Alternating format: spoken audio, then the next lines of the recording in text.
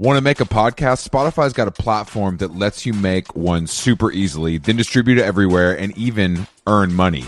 We like that. All in one place for totally free. It's called Spotify for Podcasters, and here's how it works. Spotify for Podcasters lets you record and edit podcasts right from your cellular telephone or your computer, so no matter what your setup is like, you can start creating today. Then you can distribute your podcast to Spotify and everywhere else, those other places that podcasts are heard. Video podcasts are also available on Spotify, and when you want to take conversations with your fans to the next level, Q&As and polls are the best way to get them talking. With Spotify for Podcasters, you can earn money in a variety of ways, including ads and podcast subscriptions. And best of all, it's totally free, zero catch. We've been using it ever since we started How Long Gone. And ever since I discovered Spotify for Podcasters, I feel like having the option of turning off the Q&As and the polls on the user dashboard has really helped boost my creativity and take it to another level. I highly recommend giving it a try. Download the Spotify for Podcasters app or go to www.spotify.com/podcasters to get started.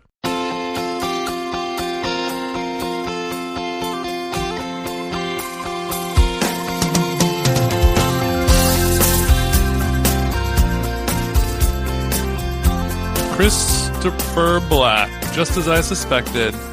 Yeah, well, we did have a scheduled call to record a podcast, so it does make sense that I'm calling. I wouldn't call just to talk. We know, and you did call a little bit late, just about 60 seconds late, and that's off brand for you. I hate it, Jason, but I've had a busy day here. Just trying to wrap up some year-end loose ends, shit on Playboy Cardi's album rollout and merchandise, and also try to create some new business for Public Announcement Global LLC. Just had a quick call before I hopped on. Oh, nice. Who's the call with? I'm not telling you that.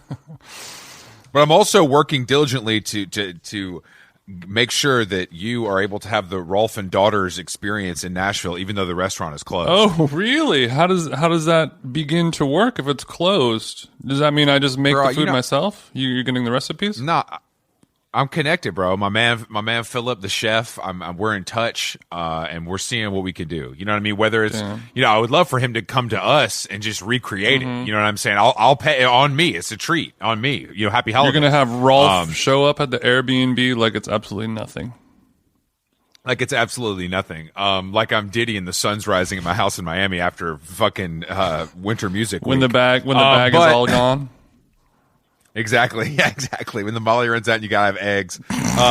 Anyway, so it's just been a busy day for Big CB. Also, I clocked some miles this morning. It's just it's nonstop over here. How's it going for you, TJ? It's going pretty well. I guess I'm not as productive as you are. I did just finish hitting them kettles. Feels good. Nice, and I've been doing, since it's been, the temperature's been dipping down into some nippier temperatures so I've been doing, my outdoor exercises have been compromised because it's just so freezing. So I started lighting a small outdoor fire when I work out now. Oh, gosh, you are, bro. Who do you think you are? You're a middle-class guy in Glendale, not a rich guy in Aspen. Okay, bro, I'm calm a man. down. I'm a man of the woods. Let me cosplay as a rich guy in Aspen. It's harming nobody. Literally, fire is one of the basic elements of life, and I don't think I would really attach a social status or price point to that. Anyone can afford fire. I've seen lots of displaced people lighting fires all over this town of mine. I've also seen a trash can fire before, which is, I think, what people are talking about when they say what our world is right now. But for you, it's just a way to keep your little extremities warm while you're doing a Pavel get up. Yeah, doing my gets. Yeah, it's hard. Like, I mean, obviously, it's like not really doing anything, and it's just sort of like a little bit of a novel, dumb activity that doesn't really. It's not actually increasing my temperature, but I think it has a placebo effect, and also the smell of fresh burning hickory wood filling my backyard area. It kind of it makes the working out harder because my lungs are just full of thick clouds of smoke, and I think that is helping my conditioning. Okay. So this is like maybe you should just try to smoke as many cigarettes as you can while you're working out next time. I've implemented that method. That's been already going on for some time now. So I need to kind of up the ante. So when you see like CrossFit guys wearing those Bane from Batman style masks as they're doing their hill sprints to retard their breathing. That's you. You don't do that. No. But I would. I mean, a lot of Atlanta joggers I'm seeing with the weighted vest, but they look like they're already carrying some extra weight. You know what I'm saying? Let's go snatched.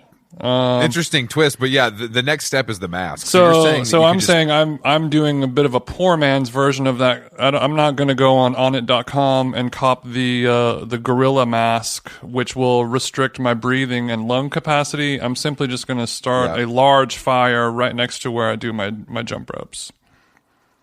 DJ always hacking the system, always finding a way. I mean, it's making.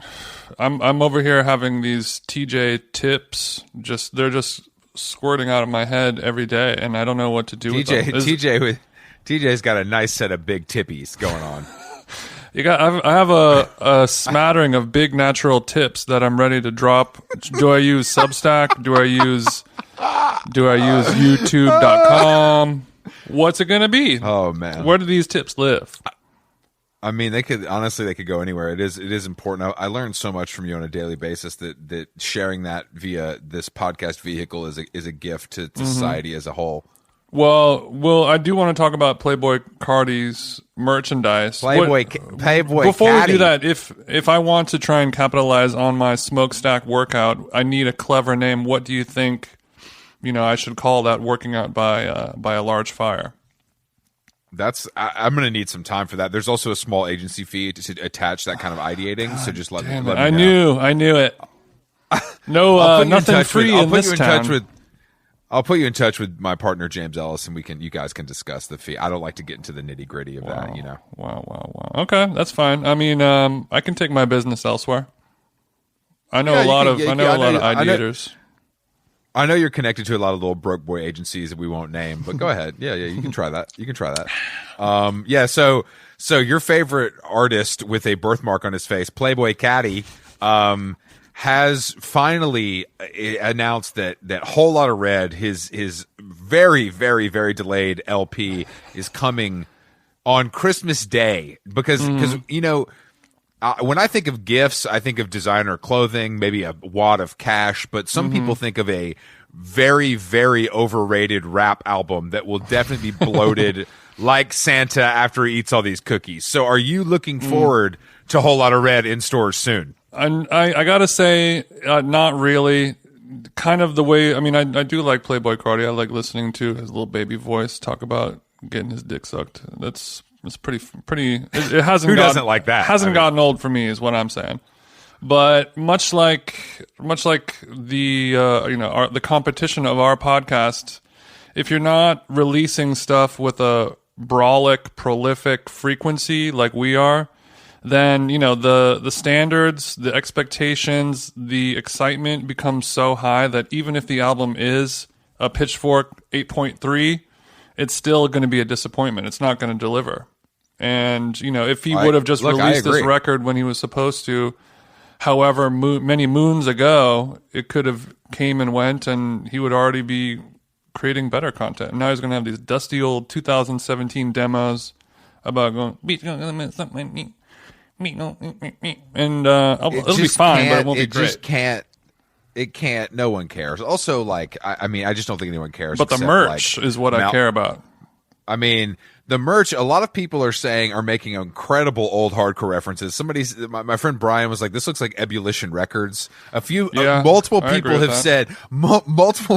said to me, damn, Playboy Cardi's creative director ripped off Page 99, which is a very deep grab. I don't even know that reference.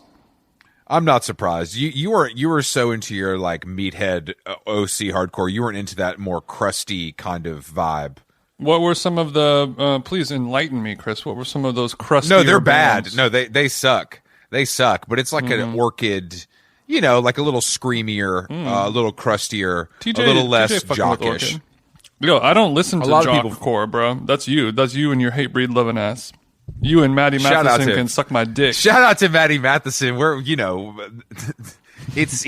The Hardcore Boys Real group heads chat know. is going off, but I can't be listening to I can't be listening to no new Earth Crisis. I can't be listening to no hate breed at all. Come for me in the comments.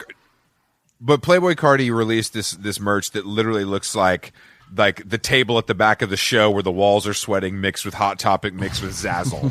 And it's honestly crazy. And people are like, I read this whole, because there's all these like stupid, there's this whole thing on Instagram of like these kind of like historians of streetwear that love to like educate kids on the references. So it's like somebody explaining to me that Playboy Cardi ripped off the Circle Jerks. And I'm like, yeah, dude, I fucking know. Okay. This is not original.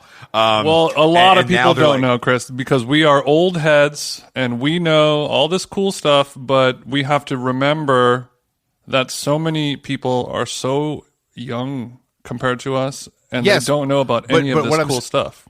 But also the young people, they don't care about this at all. They don't give a shit about any of this. I disagree.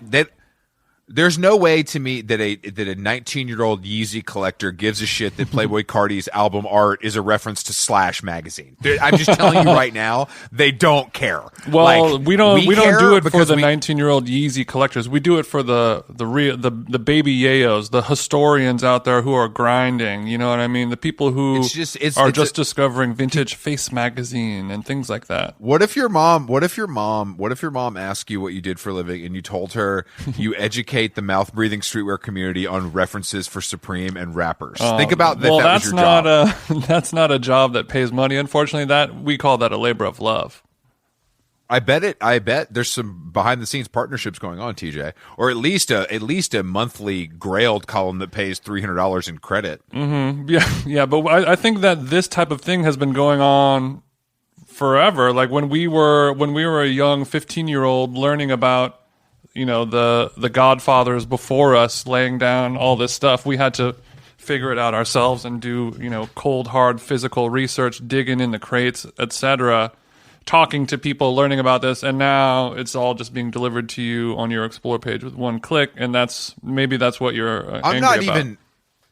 I know I'm not even angry about it. I just don't think people actually care. That's the thing. I think that a very small percentage of kids actually care. Them posts is getting more likes than our posts, so somebody's caring. That's because they see Playboy Cardi and they just double tap. They don't give. You think they're swiping through? Come on, dog. They ain't swiping.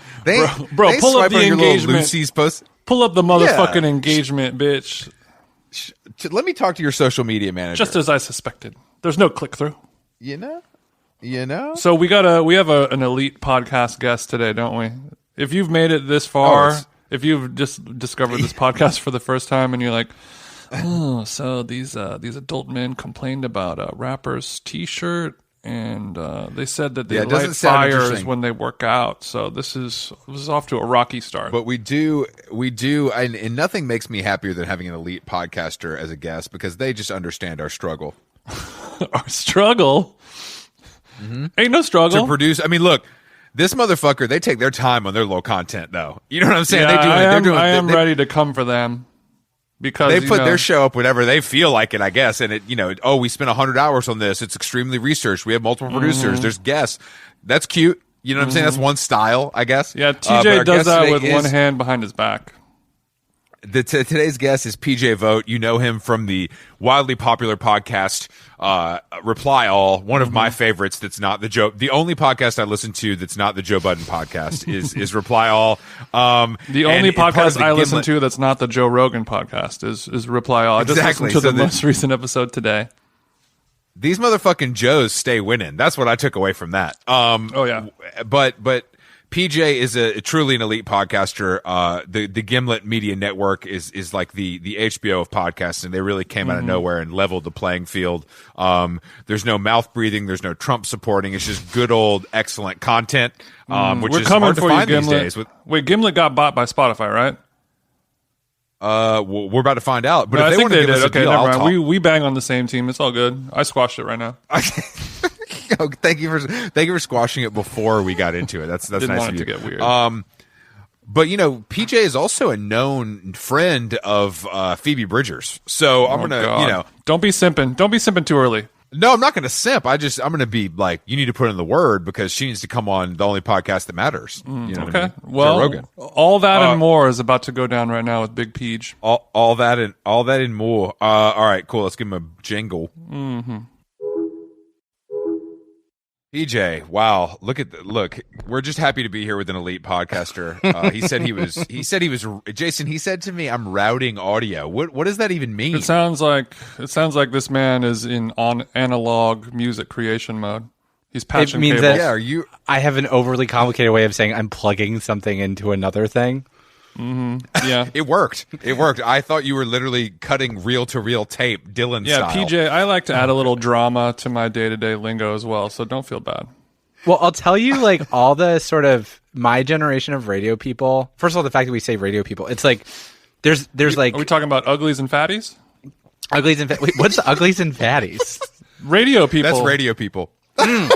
Yeah. Oh, definitely. That's us. No, we're like it's people who still kind of are missing. Like there's people I know who started cutting tape together, like had a razor blade and like took two pieces of tape and like cut it and taped it. And so everyone still uses the words because they miss when it wasn't a podcast, I think. Yes. And the words are very silly. Like in all things considered lingo, like in NPR lingo, a guest, an interview between a host and a guest is called a two-way. And we'll constantly call it two ways, which means an interview between a host and two guests is called a three-way. And we'll be like, yeah, we're gonna set up a three-way next week for the Supreme Court thing or whatever. Two-way in Jason and I's world is just a pager from the 90s, but I like this better. Why are you guys talking about pagers from the 90s? Because of hip hop? Two-way. That's what a No, I know what it is, but I'm just pager. like, why does that slang, like, why is that in your word cloud of said words?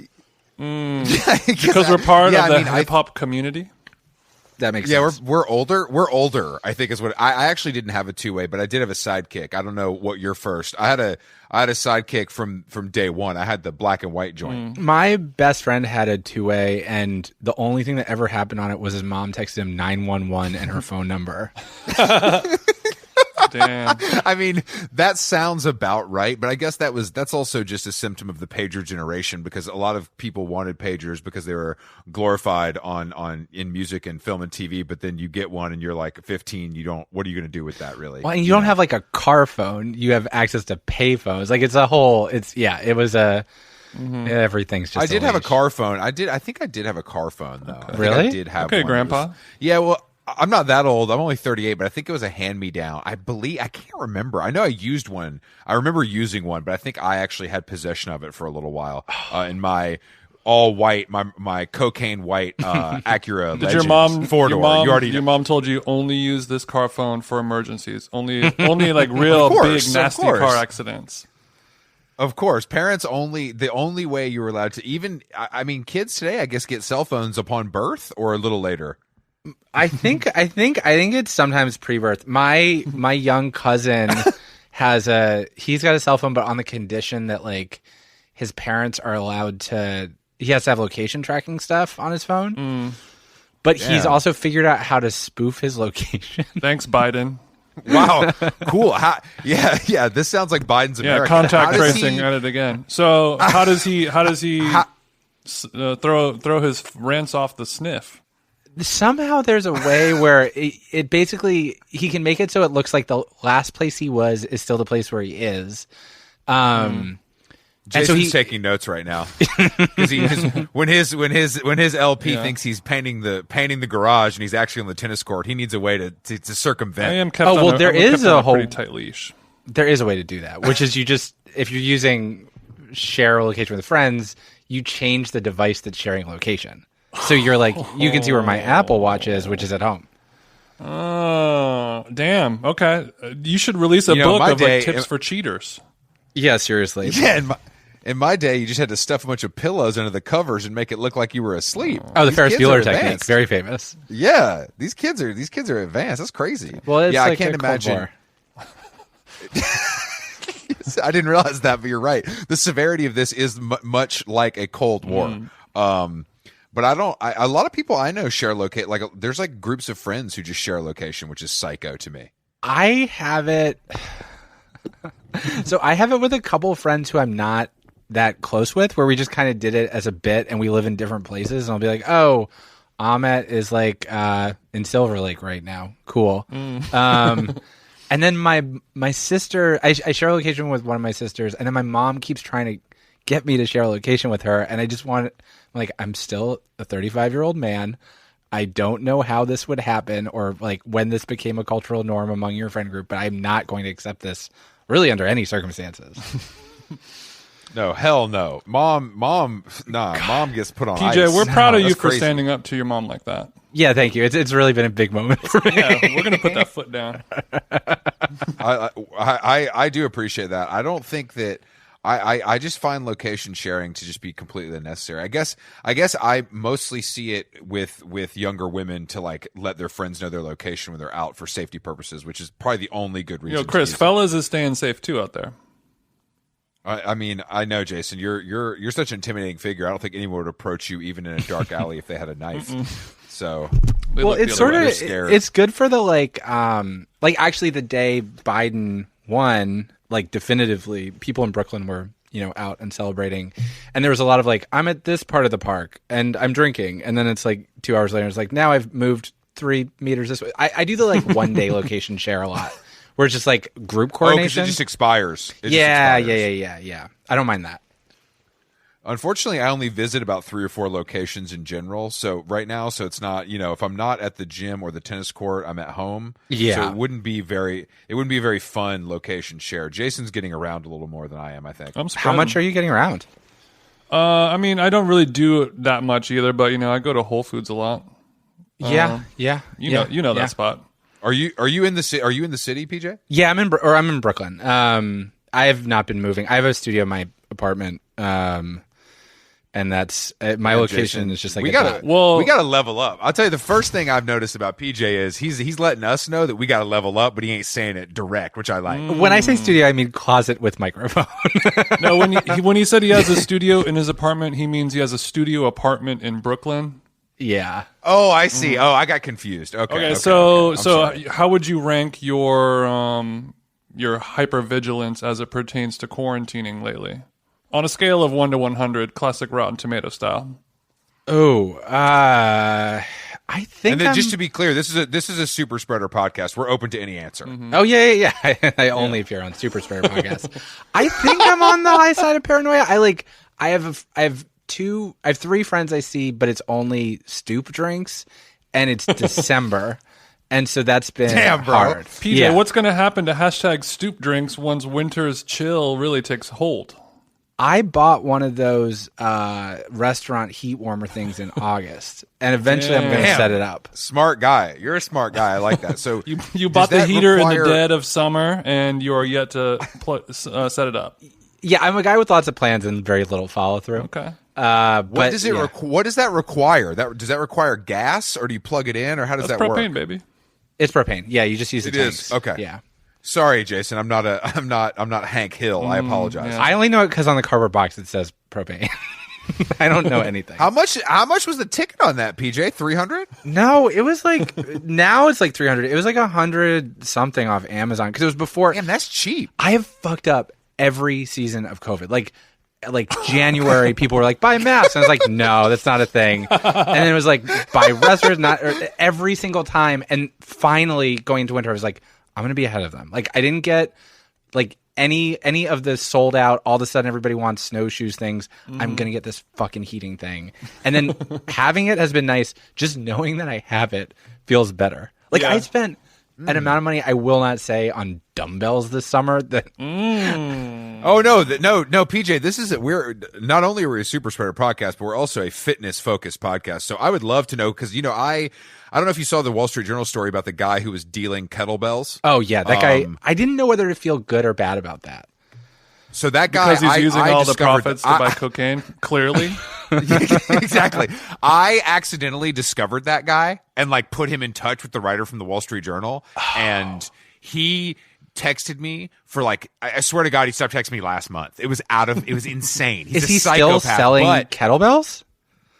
I don't know what his racket was, but I mean the shit. Look, he came to my apartment and he delivered some kettlebells, and those motherfuckers were fresh out the box. Like they weren't used, they weren't stolen. They might be stolen, but that's fine. But he had like 2 kids and a Lexus like LS 300 and lived in Long Island. And I think he owned a couple gyms, but the markup was insane, but people were just down to clown. There was no other choice. No, I was like looking for dumbbells on eBay, and I was like, these prices are inflated, but I want to not go insane. It's fine. Talked myself into it, bought basically like, it was like double price. And it came and I was like, oh, this was for a dumbbell. This was not a pair of dumbbells. This was a 4X markup, not a 2X markup. Damn. You got a single? You got a little single? Jason, you have to do the Turkish get up with the dumbbell. That's PJ, all you got to crawl do. before you can walk, all right? Well, I've stayed at crawling. What is the PJ workout routine looking like? Like let's go pre-COVID and now not mid, hopefully late era COVID. Yeah, drop the spreadsheet. When someone's like asking you a question, you're trying to decide whether to lie or not. Yes, I do. We do this podcast 3 times a week. I know all about it, but okay. I think that we're open and honest here because we talk about our workouts a lot. I'm a psychopath because I have some other issues. Jason's a little more normal with his routine. Yeah, I'm more. I support lying. Let's say that. Do you exercise as like bad habit replacement? Yeah, Chris exercises because he's a sober person. Yes. Yeah. So he has replaced one high with another.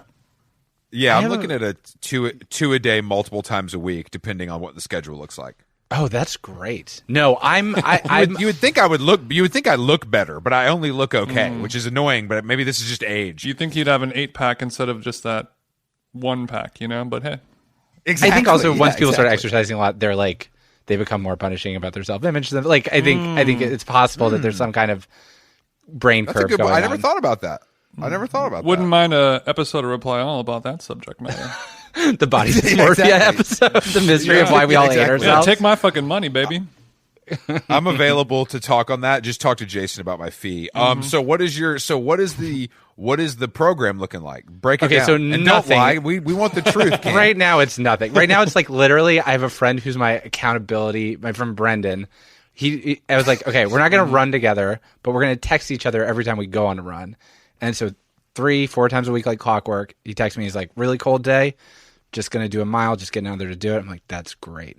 And then I don't do it. And all day I think about doing it. I like move my running shoes around the apartment. Sometimes I'll like even put on running clothes. I'll like load up the app and then I just don't do it. And then the same thing, I have 2 dumbbells. I have a bench. And I was like in the summer, I was on this like, it was sort of like I'd taken strong lifts, but turned it into dumbbell stuff to make it more doable. And like every day I'm like, you could just do it. You just do it. It'll be like 15, 20 minutes. You'll feel way better. You won't just feel like your body's slowly turning into a weird dumpling. Like it'll be really, really good. And then every day I just don't do it. Like today, there's a part of me that still believes I will do it. I think the last time I really went for a run was fall. And like summer I was good. Summer I was on it. And then fall I just like fell the fuck off. Wow, we need to talk about this because I mean I don't know what's the issue. You need some new shoes. Are you just feeling underwhelmed? The issue seems to lab? be fundamentally motivation, anxiety, and depression. Yeah, I think that's probably true. I think like don't you guys have you are on a good enough schedule. My brain does this thing where there's this like I've been thinking about this a lot because of the pandemic, but there's these 2 categories of things I find really tricky. One is the stuff that you will feel good having done it, but you never believe it. So it's like very, very hard to get motivated, even though if you lived your life backwards, you would always do those things because the pleasure's afterwards. And then the shit that is like comfortable and nice and fine up to a point, but like your 4th hour of Fortnite or whatever on a Saturday, you're like, oh, suddenly I'm in a movie about chronic depression, even though half an hour ago this felt like a fun hobby. I'm connecting with my friends. Oh man, yeah. I think. Wait, PJ, are you a game? Are you coming out as a gamer? Oh, I'm out and proud as a gamer. I spend way too much time fucking losing in Fortnite to 12-year-olds. Let me tell you something. Then I think your problem with exercise is that you're a gamer. That's what I'm putting together. Those things might be related. Putting together. Okay, but there have been times in my life where they've lived in harmony. They seem at odds. Yeah, are you able to gamify your workouts? Well, I do. So when I'm doing it, part of what I like is that it's a very like I like the running apps and like comparing your time and like all that. Like it sort of is like leveling up, except for you have something to show for it. Whereas in Fortnite, I do have a lot of Fortnite clothes, but they're not real. I'm sorry. Hold on. What do you mean Fortnite clothes? Are you talking about merch? He's talking about virtual skins, Chris. You can buy virtual skins. Oh, I'm sorry. You can buy a JPEG right off the rack. No, I see. Because I saw Diplo posted a Fortnite jacket they sent him, so I thought maybe PJ was on the same seating list. God, no. No. Too bad. You laugh now, but after you appear on this podcast, things could change for you. Yeah, you never know. You never know what we're doing. PJ, for you. I have a motivational, because I've suffered, and I think many people have suffered a similar issue of like, it's all set up, you got all the gear, it's right there, but just like whatever that next step you have to do to actually complete that workout is very, very difficult. I like to drink so much coffee that if I don't work out, I will have like a medical issue or like something bad will happen. I'll have a brain aneurysm. I will like have to be admitted into the ICU for heart palpitations, whatever it might be. That's really good. I think that's really blast smart. A workout. How many coffees are we talking about? A couple, 2, 3. Yeah, that would do it to me. What's your? I mean, it depends on your caffeine tolerance levels. We know you're sipping. We know you're sipping on some fine Brooklyn mud over there. We already know. I have 2 Coke Zeros in front of me. Artisanal badge. Okay. Jesus Christ! I'm worried about you. I mean, you should be. Every gamer I know, every adult gamer is a zero head. There's something about the Coke Zero and the gamer. I don't know what it is. Can you find the correlation? I kind of disregard for yourself that runs through multiple hobbies. Maybe I don't really believe that. I didn't. So you're drinking mud in the morning, but you're also drinking Coca-Cola Zero all through the day. Yeah, I have this like I can't remember the name of it, but it's like it's like Keurig, but it's good. It's like an espresso machine that does espressos and has pods, and it's great, and it's really easy. I love an espresso, and it doesn't have like fancy ritual attached. You just like throw the thing in and put the water in the tank. So I'll do that in the morning. You just toss the pod in, you press play, and the bean comes out. Yeah, yes. You're not saying that you just simply set it and forget it. No, but it's pretty close. I've contemplated putting it in my bedroom, and I'm like, that's a step you maybe don't. Whoa! I took. Yeah, calm down. I took you for a classic pour over with a local bean that you measure. No, I go through phases of appreciating things that last on pretty short cycles, and then they just stop. So like there will be a moment where I'm like, oh, it's so cool, there's all this stuff you can learn about coffee, and you can compare this thing to this thing, and then a year and a half later I'm like, how did I end up with this crap in my kitchen? This was weird. This is a weird moment. Yeah. Well, what are you currently going through right now? Currently, what have I been going through? I feel like I have one. What's your flavor of the week right now, PJ? Candles and incense. Oh, okay. That's a great thing too. This is an area of expertise for me. So you're about to get killed when you tell me, because I'm scared to hear what your answers are going to be. Or you're about well, to they're be fancy, but they might be like the wrong old fancy. I don't know. Okay. Well, what kind of candles are we working with, PJ? Let's put the where the rubber meets the road. What do you got? My fancy candle is a Byredo. Okay. Oh, PJ, come through, King. Okay. Looks like we had a good year at Spotify, didn't we? Okay. Well, so sounds like damn. When the HBO podcasting really rings different now. Well, I burn them slow. Sure. And then there's just do you set an iPhone alarm? Yeah. It is like truly the most horrible feeling where you're like. You leave an expensive candle burning. Oh, like you fall asleep or something. You're like, oh god, that was like this is truly this is that's like what I think about all day. What flavor are we burning? So what do you guys do? I had shit. There's one I really liked. Japanese amber is my personal favorite. What does that smell like? like it's hard to describe a candle. That's not fair. Yes, I mean it's pretty. It's no a one's little ever asked bit, me that question. It burns a little bit sweeter than it smells when you just take a whiff of the hard wax. But it's pretty earthy. You know what I mean?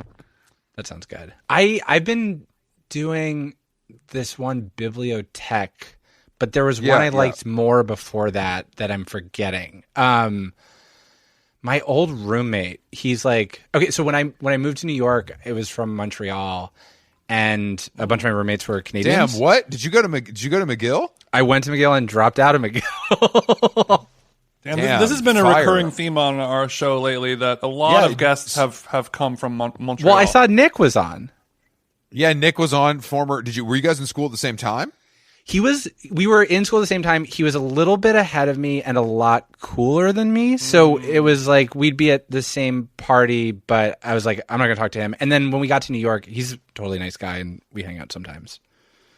That's great. That's funny. No, so he didn't bully you or anything? He didn't what now? Bully you? No, he at the could. Cool kid party? Okay. He absolutely could. I don't think I was on his radar. Well, he didn't because why? He's Canadian. No, Canadians can be mean as shit. Really? That is not a Oh. Yeah. Wow. Give me an example of some Canadian meanness. Well, okay. Well, so the like psych. The stereotype of Canadians as like sweet and Midwestern, I think, is more true of Ontario, like Toronto. The Quebecois are nasty people. I agree. Yeah, and I mean the French are the cuntiest of the world, so it only makes sense. Well, and they hated me. They hated me because I was a dumb, loud American. I didn't speak French. The French I could kind of blurt out sounded horrible. Where are you from, Pete? Are you from New York? I'm from Philadelphia, suburban Philadelphia. But are you a mainline girl? I am. What do you know about the mainline? What the fuck is the mainline? It's so embarrassing. Apparently, it's like it's where the hot chicks are from, is what I've been told. But it's just my friend and former studio mate Dana Veraldi is from Philadelphia, so she taught me everything about Philadelphia. So I know some of the terminology. Mainline is the like. Wait, where are you guys from? Orange County, California. Okay, Orange County is probably not that far. It's like the douchey sort of rich kids. It's like there's banks. There's pharmacies. There's the pharmacy that like used to be a bank, and then there's the bank that used to be a pharmacy. It's like a lot of like sick. It's It's a lot of money, not a lot of like culture. People just go to Philly for stuff.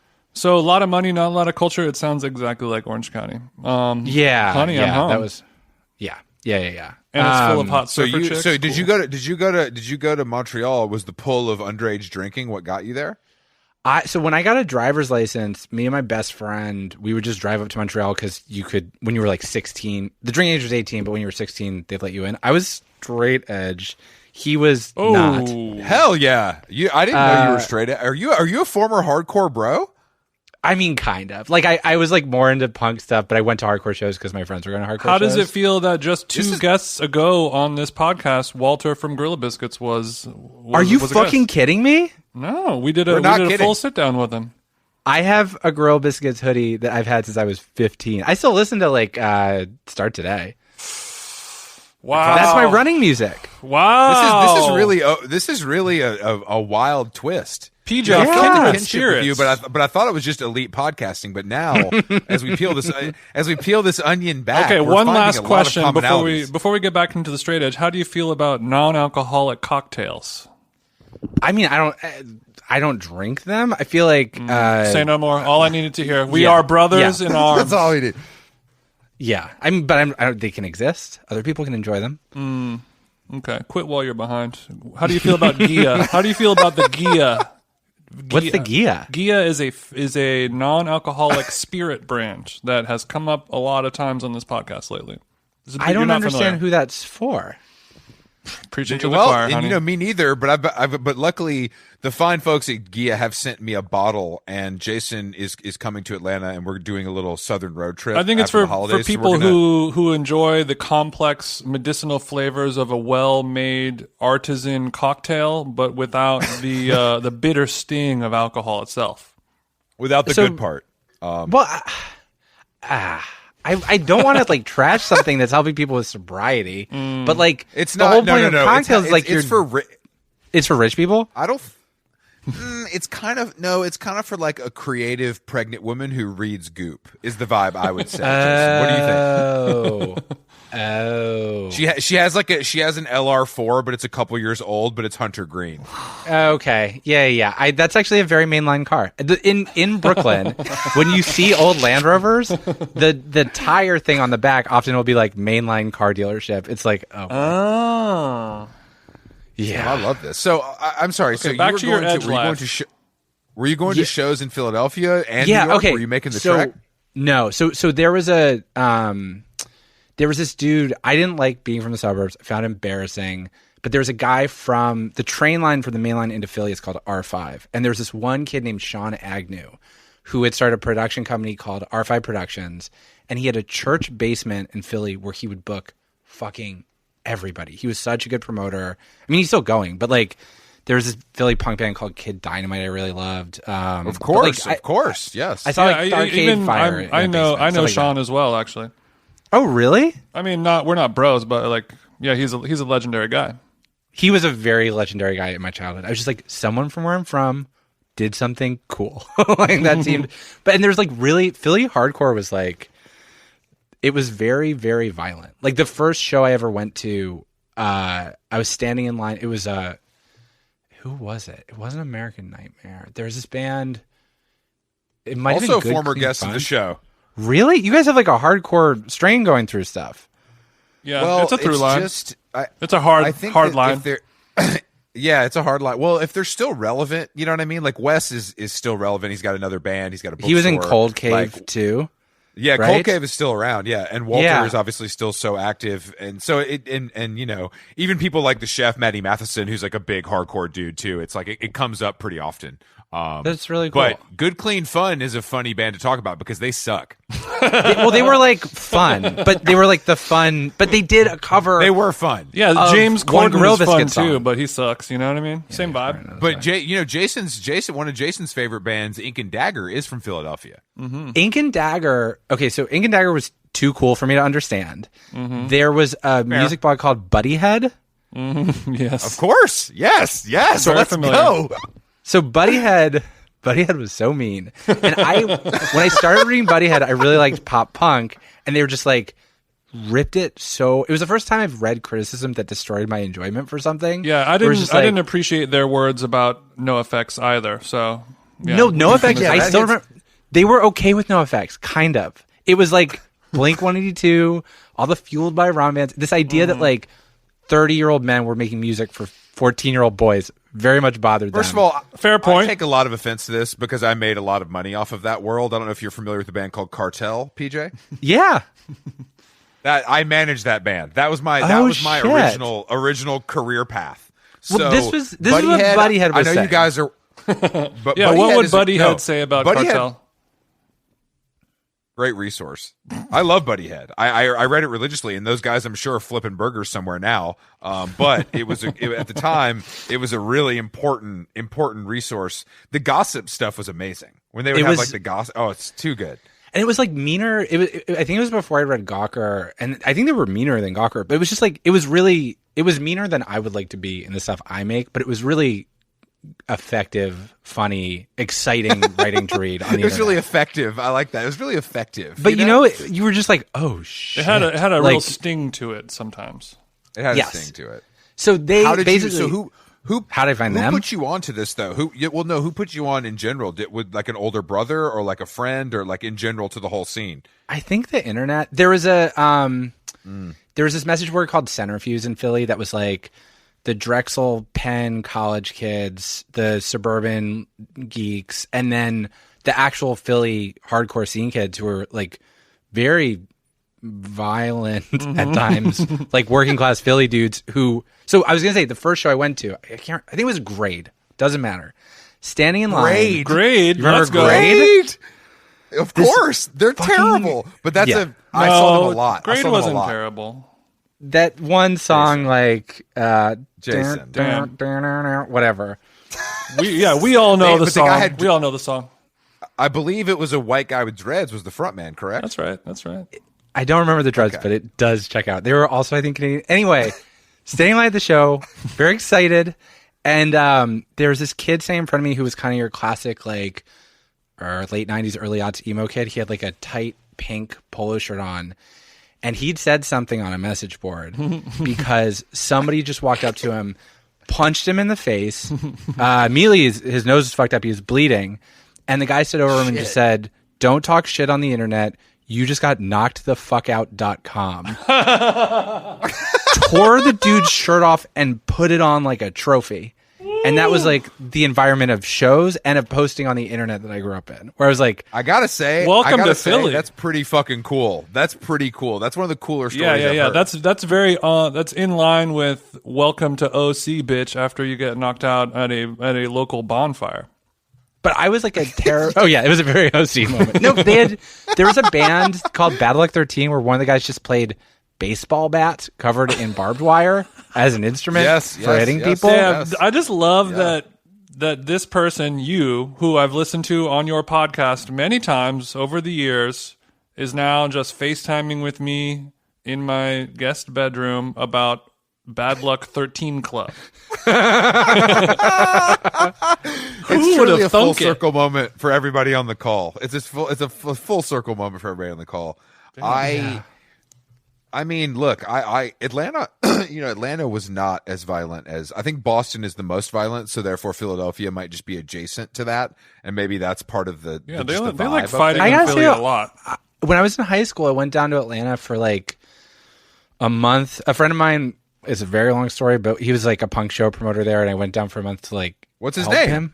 Him. He's gone at Jeremy Rich. He was doing he was working for Jay Baker, and so all the shows had to be like Christian. Oh, hardcore. not the Christian, not Jay Baker, the cursed Jay Baker. He was our enemy. Why? I don't like to.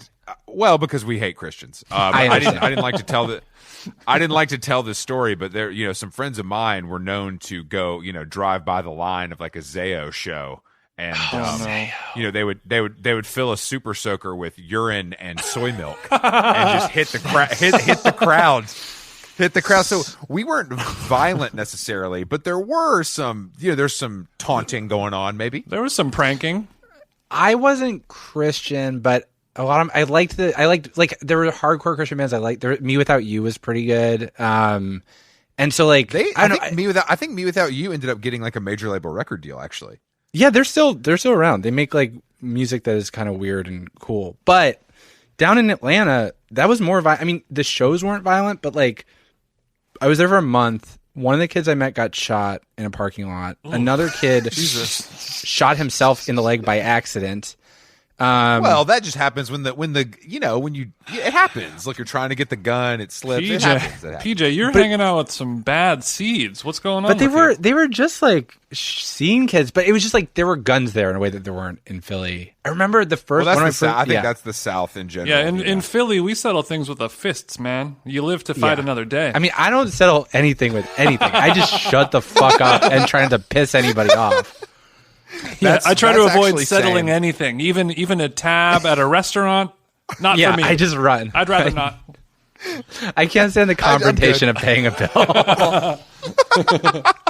I'm all set. I apologize. Couldn't be me. I'm sorry. Damn. So you were here. You were here for a month in ATL, just mobbing out with your homie. Yeah. Wait. Hold on 1 sec. This is my landlord. I'm just gonna tell him I'm recording a podcast. And your landlord's gonna be like, "Yeah, geez, what else is new?" Thank you. I'm recording, but I'll call you after. Yeah, I was down there for a month. It was weird. It was a whole weird thing. But I was just like, there was a time in my life where the most exciting thing to me was, I was like, I really just want to work at a record store. All the jobs I wanted to have in high school are jobs that are much harder to have now. It was like, I want to work in a record store or a video store or a bookstore. Yep. Those are literally dead end careers in 2020. There's some people have them, but I didn't have like amazing taste. Thanks, Spotify. I couldn't have gotten it then. Yeah, seriously. Yeah, definitely. Thanks to our partner at Spotify for destroying the music business. But I do think that I think the bookstore honestly has the best chance for survival of those three. because it's got the biggest mass appeal, and people like really want to support an author in a different way, I think. Yeah, I think that's true. I think people just have the most problem with Amazon, where it's just like it just feels the most like a strange moral transaction when you buy a convenient book on the internet. Have you had the strange sensation of entering the Amazon physical location bookstore? No. Where is it? It's there's a bunch of them. I mean, there's some here, I believe, in Atlanta, but I've been to one in Seattle, actually. I was doing a shoot with New Balance, and we were waiting on our table at Din Tai Fung, and there was a giant Amazon bookstore, and it's just, it's like it's I mean, it's no dissimilar to going into like a Barnes and Noble in 2020. You know what I mean? It's the same kind of idea, but it's so odd to me. Big building, bunch of books. Exactly, but when businesses that are online also, I mean, because I did this in Atlanta, which was a strange sensation too. I went to Framebridge, which I love, not sponsored. I just love the service. I went to they have a location here in Buckhead, and I went there, and then they shipped me the stuff back. So it saved a step, but it's just like, why are you guys doing this? Your whole business is that you're online. I don't understand. To me, it feels like a flex where they're like, we've destroyed this thing, but we can also do it, which I'm sure is not what's going on. But it's like what it looks like to me. Yeah, it's kind of like involved in the framing world. Yeah, it's like building exactly. A park where they killed, like the police killed someone or something like that. Like, yeah, you guys can have that. Yeah. Not to make it dark. It's a very strange sensation, but I do think that I do think that those jobs. I think that you getting into the elite world of podcasting is probably better than any of those jobs could have been. But you started though on your journey after you left beautiful Montreal, Canada. Did you come to New York? Yeah, so what happened was I was in school. I was not a very good student, and I applied to be an intern at This American Life as a I worked really hard on it, but it was a real long shot. And they accepted me, so I dropped out, and I went to New York to intern there. So I was there for 6 months. It was like... that's great. It was really great. Time of your life. Really, I didn't think... Yeah. I didn't think that actually happened. I mean, you're talking to two dropouts, but I unfortunately just didn't get out of high school. But Jason, you did a little college, right? Yeah, I did a few months. But I mean, like when I was in college, like during those years, like I did not know what This American Life was. Like that was such a world that was not a part of my life. Did your parents put you on? Like, did you listen to that growing up? No. I didn't really understand a radio. Like I didn't understand that there were different public radio affiliates and blah, blah, blah, blah, blah. But when I was in college, I was on a road trip, and I heard I was with a bunch of friends, and we were listening to radio, and there was This American Life segment about black box recordings from airplanes. And I was just like, this is fascinating and different. And somebody tried to change the station. I was like, fuck you. And then was just like, I need to find out what over this my thing dead is. body. You don't touch that dial. I will drive into a median. And then because I was from Philadelphia and going to school in Montreal, it was like a 14-hour drive to get up and back. And so I just burn 14 episodes. And I think I listened to the pretty much whole show in like 2 years. You blasted a lot of glass on those road trips, didn't you? Really, really, really, really. Just like there was like episodes that they had taken out of the archive because they're like, this is early. This isn't our best stuff. And it's like, well, I want to hear what they don't like obviously. Just so you gave yourself a little. You're in the Volvo. You got 14 hours, and you're blasting some glass, and you just give yourself a crash course. Yeah, I mean, I don't know if I figured anything out. I just figured out that like I really liked this thing, and it seemed really cool to be in the room where it was getting made. I didn't want to be a host or anything. I just want to be there. Just want to be around it. Just be in the room. Yeah. I understand it. So you're saying that much like us, the spotlight found you. It was kind of you didn't have a say in the matter, really. Well, how reluctantly dragged in. God. During exactly. During those NPR salad days, do you think that affected your current podcast voice? Yeah, I think that and I mean your literal voice, the way it sounds, not metaphorically speaking. I think that I don't know. Do I sound like him? No, but I think you have a very striking podcast voice. It's just like when I hear you talk, I'm like, this is a this is a podcast. Like, it just sounds right. You know what I mean? I think that's good. Sure. I mean, that's a compliment. If you listen I mean, there's no reason to, but when I first started trying to do the kinds of stories that we do at Reply All, you would listen and be like, this person spent a lot of time listening to This American Life and Ira Glass. Like, you could definitely the little inflections and stuff, you can kind of notice it. Yeah, but you're the good version where someone like Barbero I can't even handle. You know what I mean? It's too much. The pauses are too pregnant. You give us that smooth podcast slick delivery. I have nothing bad to say about any other podcast. I think the hard thing is, come on, you have to. You like Ben Shapiro? Damn. Okay. Oh yeah. I'll say Ben Guys, radio ad reads are terrible. Terrible ad reads. You just you have to get. You're doing a performance of yourself, and it's a really weird thing. Like, you're trying to preserve what you actually sound like and how you talk, but also, read things in a way that makes sense to people and write in a way that hopefully is kind of better than what would naturally come out of your brain. So it's a weird thing, and it takes a long time.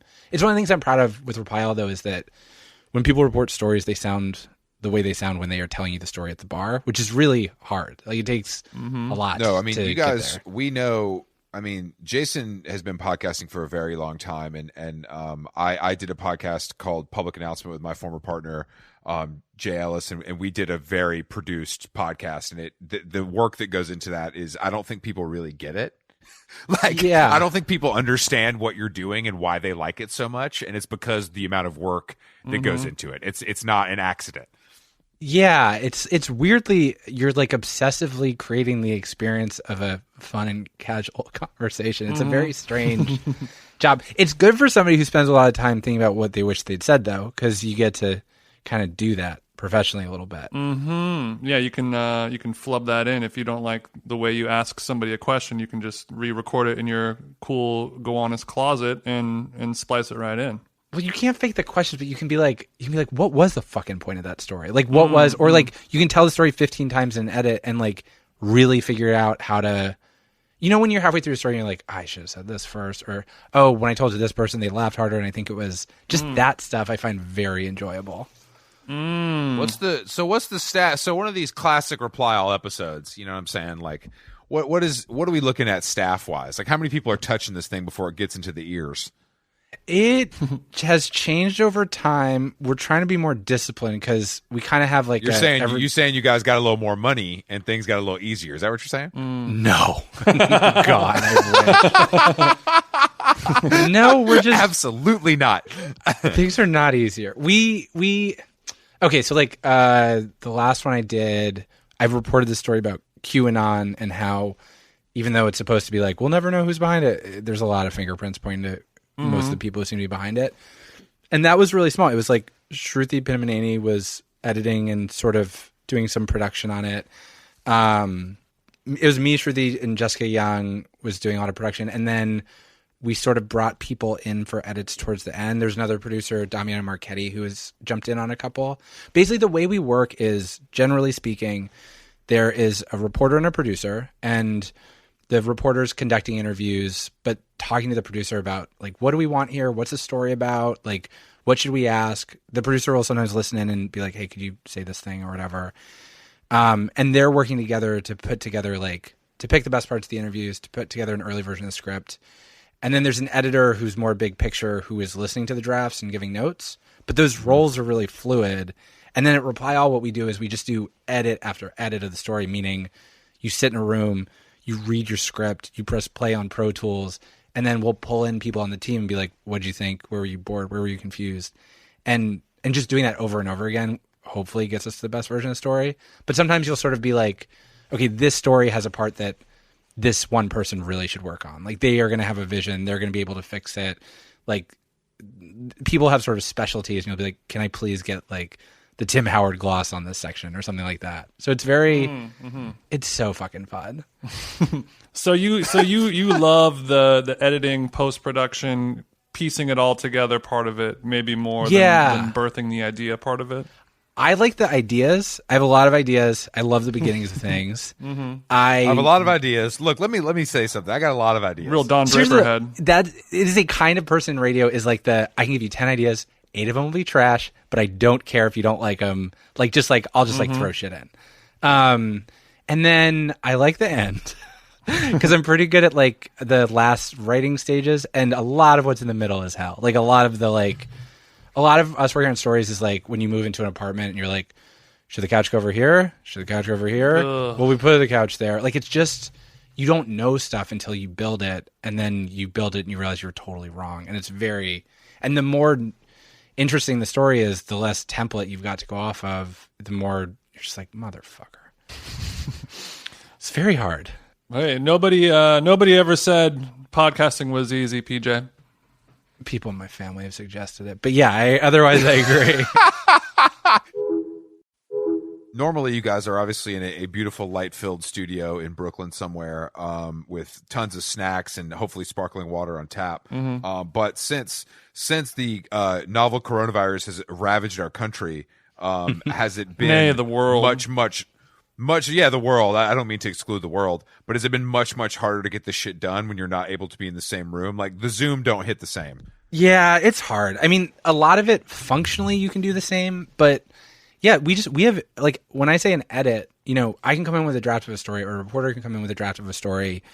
The read through of the script might be an hour, but then we could talk about it for 6 more hours. We've had 14-hour edits, and in person, that's hard. Like, in person, it's a lot of like, I need a short break, whatever. On Zoom, you just have 60% of the energy. I'm losing my voice as I speak to you guys. Damn, that's rough. Or just like, here's the Dropbox link of the new cut. And yeah. Then, like, it didn't. I'm going to listen really to it sorry. tomorrow, and then here's my notes, and I already forgot about all the stuff.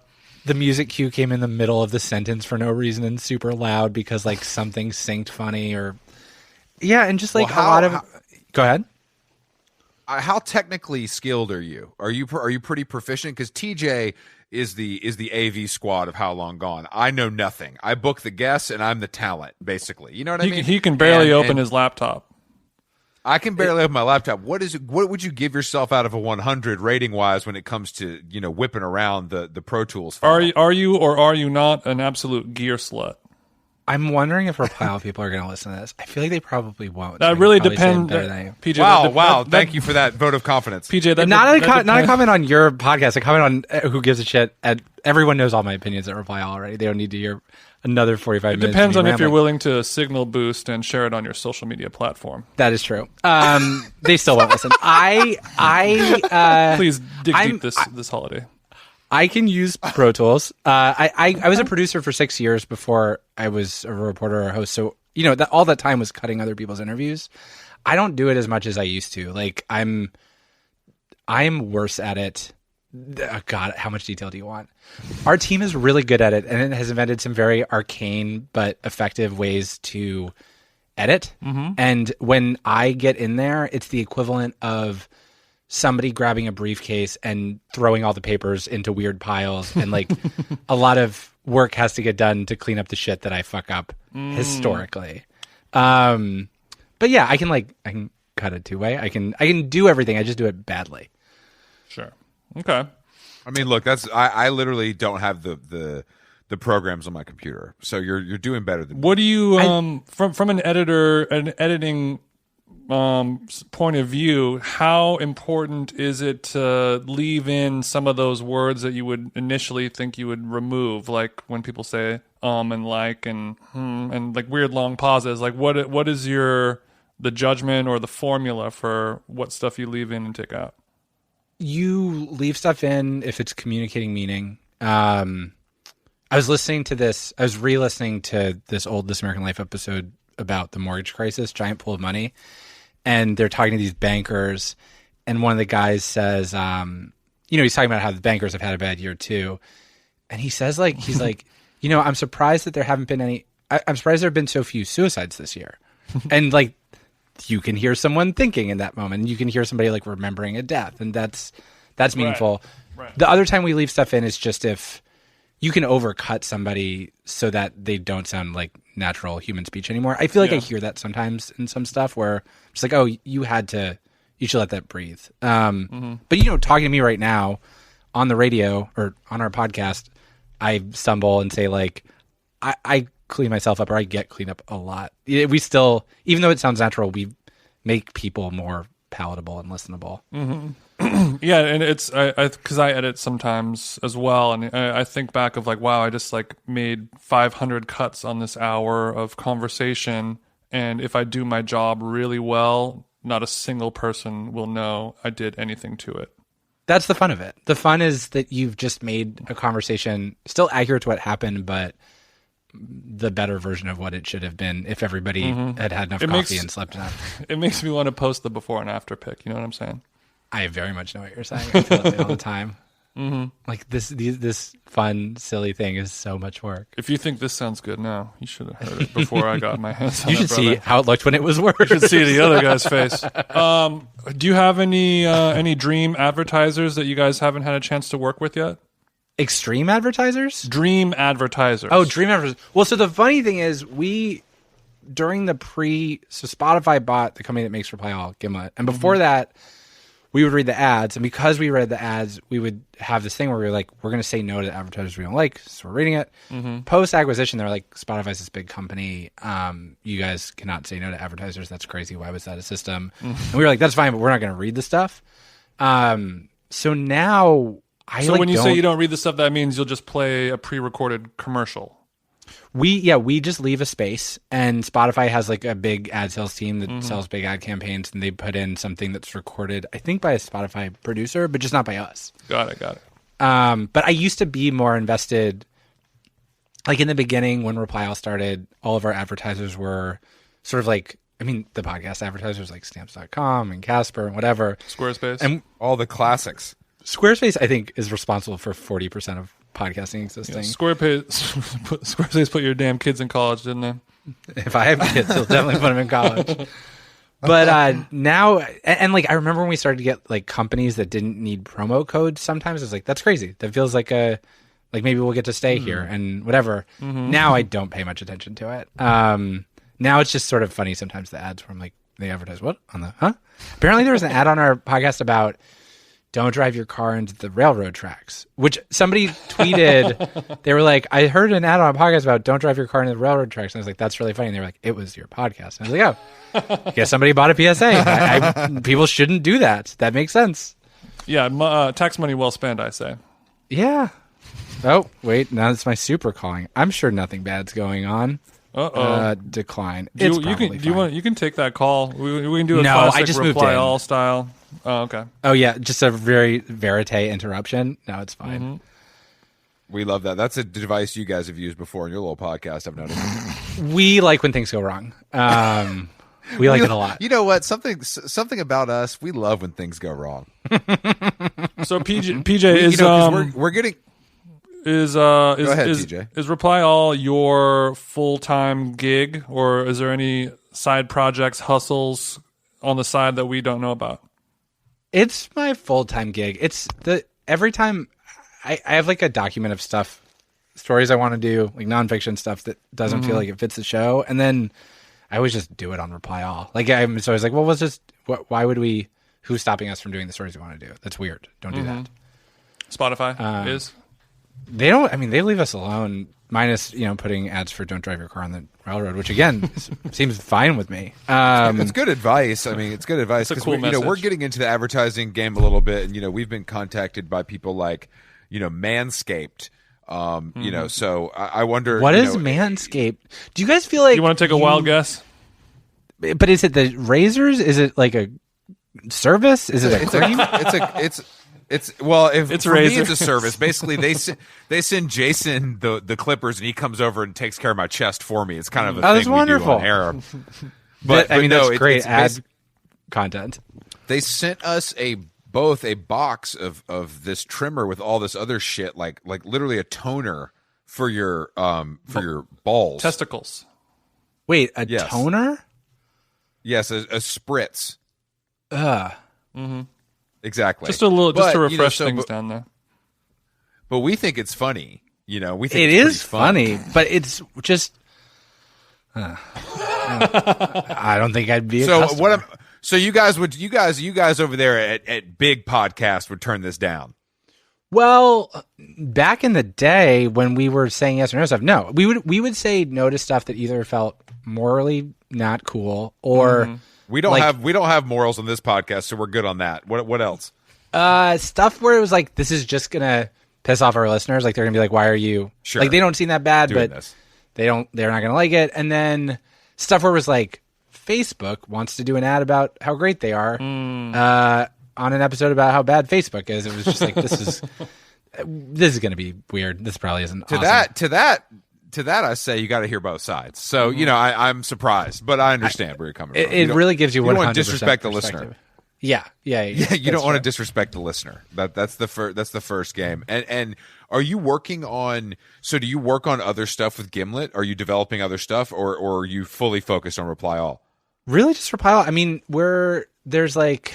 I know you're not. I mean, podcast wise, I didn't know if there's like development stuff or anything like bigger picture. They'll pull me in every once in a while. I'm a pretty good editor, so sometimes people just want me to come listen to something and give notes, and I'll do it. I really like working on other people's stuff, but I'm not like it's not like some. Right now, we don't have any plans for anything that's like a big mini series or whatever. Honestly, so we can send you. We can send you episodes of this show, and you'll just kind of take a little pass at it. I'd love to just pick your brain for a day. Is that cool? Yeah.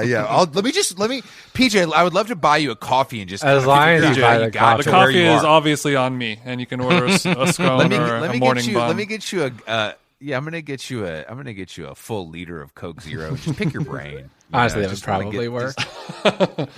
Say less, bitch. Say less. Say less. Oh, that's so funny. And I had a personal question for you as well. Yeah. We've been campaigning pretty hard to get your friend Phoebe Bridgers on this podcast, and it seems like, I guess she's busy or whatever. You know what I mean? Because there's some Grammy nominations, et cetera, et cetera. But I just want, now that you've had this incredible experience of talking to us and you had the time of your life, if it does come up, I would love for you to vouch for us. No pressure, but if it if it naturally came up in conversation, I would love a PJ cosign. Very happy to do that. Mm-hmm. Thank you. That's so much. my man, because that's my. So I don't know if you're familiar, but Jason has been in love with Whitney Port from The Hills for years, and I was able to book her for our podcast as a gift to him, and she ended up being a pretty fun guest. Oh, that's awesome. Yeah, so we play this game with each other where we kind of try to we're giving each other gifts as often as we can, not just during the holiday season. The gift of conversation. Is that I think something that's very you're important. interested in? I think that's fundamental to a strong relationship. Now, do you and Alex, like, do you guys hang out together? Do you talk? Or because Jason and I are real friends. We spend a lot of time together. He's coming to Atlanta to for Christmas with my family. We play tennis together all the time. Yeah, we're actually friends. We don't hate each other. Yeah, we don't actually hate each other like it seems. So what do you think a healthy relationship between co-hosts consists of? Me and Alex have a pretty real. We don't hang out in person that much because he lives in New Jersey with his family, so it's a little bit tricky. Yeah, that makes sense. But we talk pretty constantly. It's a lot of texting. It's a lot of texting. It's a lot of like, did you see what that guy said on Twitter? I'm like, yeah, that's fucked up. Okay, so that sounds exactly like our relationship. Yeah, same that's exactly our relationship. I just think it is an interesting thing because I think that it's just like, to me, it's very similar to like being in a band where it's like sometimes people get home from tour and they just don't, they don't want anything to do with it. You know what I mean? But there's no touring. It's a constant, basically the schedule is constant. I mean, you guys don't necessarily take time off because it's not seasonal. You just do it on a regular pretty much schedule. I mean, the nice thing with me and Alex is that our relationship in the show is sort of a little bit adversarial. Like, it's me teasing him a lot. And so if we're like, it doesn't feel like some weird prison where if we're having a weird week with each other, it's like, it has to be like incredibly, I love you. Like sometimes we're annoyed with each other, even though we love each other in ways that you can definitely hear in the show. I think people like to hear that. It's real shit. Yeah, I think so too. Yeah. So it's never that hard. And like we go through periods where we hang out more and hang out less, or like generally speaking, he's a really good friend for when you're going through shit. Like he was one of the first people I became friends with where I was like, oh, this is why people do therapy, because he has a more reasonable and thoughtful way of thinking through problems than most of my friends. And he's just like, he's a good person. I would say that about Jason as well, actually. Yeah, he's the me of you. Interesting. Yeah, I'm seeing some parallels here in our relationships. But that's a great friend to have, especially because I think that it sounds like he's a little bit older. He's got kids and stuff, so he's in a little bit of a different place in his life. Who's the taller one? That comes with PJ. I am the taller one. I am the taller one. Okay. It's important. How tall are you, PJ? 5'10", 5'11", somewhere around there. Wow, 5'10", and you're the tall one. Wow. Could really hear the confidence exuding out of your voice when you told this us podcast, how tall you were. Jason's 5'10". I'm sorry. Well, I just never know. Every time it's 7-Eleven, seriously? So we usually have a rule, but we let you slide because you have a great guys are show. Tall as shit. We try to make it 6 feet or over. My best friend in college, or I had a couple of close friends, but he was. I'm worried that one of my other close friends will hear it from college and they'll be like, "I was your best friend." Truly neurotic man. But he was 7 feet tall. Shit, and it was amazing. People were so fucking rude about it. It drove me crazy. Then did he seem to be okay, much more okay with it than you were? I'm assuming. No, it hurt his feelings, and I would be his like weird little bulldog enforcer who would be like, "Why would you say that to somebody? Do you think you're the first person to say that?" But it was kind of interesting. Real original, Jack. Real original. Or what did I say? I was a little monster. Okay. But just like it was interesting human training because it's like, you just watch how people are like, I would like to be taller. This person is taller than me. Therefore, they want to hear everything that I have to say about their height. And it's sort of like, oh, don't do that to people. Like, don't just think harder about other people and their feelings versus what you're thinking about it. I say it all the time. Being extremely tall is the one handicap that zero people have any sympathy or empathy for. 6'9" is tough because the world's not designed for that. Like planes probably suck. Don't sympathize. Don't sympathize with him. His life is great. Yeah, I mean, it's better to be extremely tall than to be extremely short. But you do have to have a conversation multiple times every day of your entire life until you die from being tall disease. Of just like, you should be playing basketball right now instead of walking here. Oh my god! Yes. Why aren't you in the NBA, you idiot? Well, I mean, they haven't seen you try to play, or they would know the answer to that question. So you have to give them the benefit of the doubt. Yeah, and now they say, "Why aren't you on Gimlet?" I'm like, buddy, if I had the answer, it's not a tall-based job.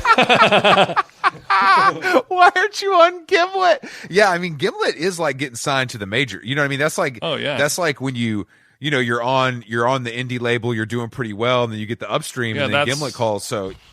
Yeah, Saddle Creek got bought by Warner. That's what happened when Spotify came through. Because we have our little Spotify deal for a music show where we were able to play music with their incredible new Spotify technology. And in exchange for that, they gave us a free membership to Spotify. So that's they should definitely give a free membership to Spotify. Yeah, that's cool. Well, I actually don't use Spotify. I'm an Apple Music guy, but I had to get an account, and I'm trying to get reimbursed for my Spotify account. Use both? So we'll see I'll let you know how it goes. Okay, Moneybags. I use Let's both. get into it. Well, okay, because man, do you have Tidal too? Okay, here's my feeling. Yo, Amazon Spotify, Music is lit. Very good for playing music you don't know. Okay. And finding stuff quickly. Apple, it's like, I don't know. I still prefer it for listening to old shit that I have. Like, I think because I was in their ecosystem for so long, I'm just like, I know where that is. There's some weird playlist that I want. Like, I've got a bunch of bootlegs that are into it. I just like, you'll use it for your like physical music that you own the MP3 files of? Is that what you're talking about? Yeah, I mean, that makes it sound like this is more organized and smart than it really is. It's just like, there's just the way music the in there crumbled. that I don't think I can find. Like, there's like live bootlegs that I'm like, I don't know how to do that. There's a limit for me. Okay. I mean, I guess they both work different sides of the brain. You know what I mean? As long as the system works. I'm not a playlist guy. I don't care. That's my issue, and I think Spotify. Oh, you're an album guy? He's Republican. Yeah, exactly. Yeah. I look, PJ, I listened to basically the same 10 bands from the 80s and 90s in album mode only. So it's not, it's pretty easy for me to use. He's constantly in album mode is what he's saying. I get that. I mean, honestly, this is so embarrassing for me to talk about Spotify makes a good product, but No. I do think they are good for, hey, you know how you listen to the same 10 songs over and over again? Here's an 11th song. Mm-hmm. And it's kind of and like the songs sometimes the 11th song, no. And sometimes the 11th song, ooh. My friend Brendan, he works at Gimlet now, but he was a music critic beforehand. He worked at Rolling Stone. Mm-hmm. And we were driving and he played me this playlist called Hyperpop on Spotify. Hell yes.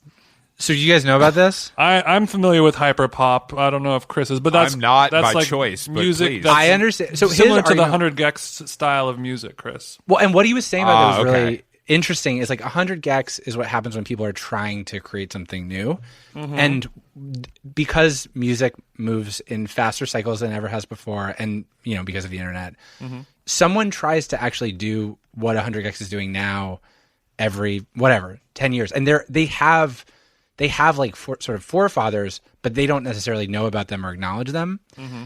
And so it's really interesting to be like, okay, 10 years ago when people were trying to make 100 gecs, what does it sound like? And like, sort of similar, sort of different. But there was this one band that other people know about that I don't know about called QT. Yeah. So that Hey Cutie song is so outside of my normal lane for what I want to listen to. I've listened to it 10,000 times now, and it is completely distorted. Spotify's like, oh, you like interesting, weird music? I'm like, no, I don't. No, I don't. Pretty No, basic. No, I promise. I'm 35 and live in Brooklyn music. So but they're, like, your trying to algorithm pull me is in. fucked up now. Or I'm going to change as a person. We'll see. Well, my next, Damn. you should listen to, there's an artist named Sophie and a song called Lemonade. Give that. Well, Sophie's on QT. Sophie's part of QT. Sophie could actually be QT. So it's just one person. Damn. But check out, but Damn. it's, yeah, but. Well, because QT was Sophie and this other person collaborating to pretend to be a fake artist who was shilling a fake energy drink. That's right. But I have one Sophie hate song I this. like. I'm out. I know, but it's I'm good. out.